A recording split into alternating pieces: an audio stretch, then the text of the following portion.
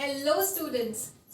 किसी भी नंबर को इरेशनल प्रूव करना बच्चों को बहुत डिफिकल्ट लगता है। तो आज हम 1 मिनट में सीखेंगे कि कैसे एक नंबर को इरेशनल नंबर प्रूव कर सकते हैं, वो भी बहुत इजीली। तो सबसे पहले हम कॉन्ट्रडिक्शन का मेथड यूज करेंगे। देखते हैं बोर्ड पर। हम अज्यूम करेंगे √2 एक रैशनल नंबर है।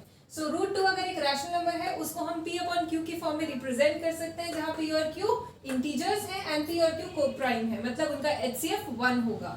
So we can from here we can see that √2q is equals to p. Now we will square both the sides. Square करने के बाद हमें मिला 2q square is equal to p square.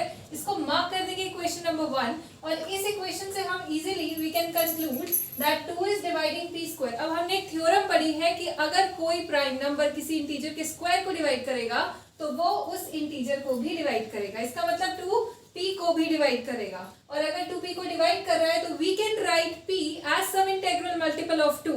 So we can write p as 2k where k is an integer.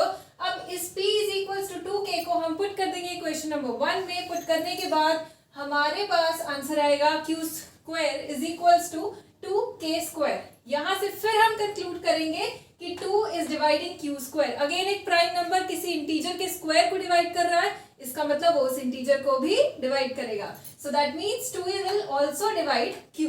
अब इस equation star और double star से हमें क्या पता चल रहा है कि 2p को भी डिवाइड कर रहा है, q को भी डिवाइड कर रहा है। इसका मतलब p और q में दोनों में एक कॉमन फैक्टर है 2, जो कि कॉन्ट्रडिक्ट कर रहा है हमारे इस फैक्ट को कि p और q को प्राइम है। क्योंकि अगर p और q को प्राइम है इसका मतलब उन दोनों में 1 के अलावा कोई भी दूसरा नंबर कॉमन नहीं होगा।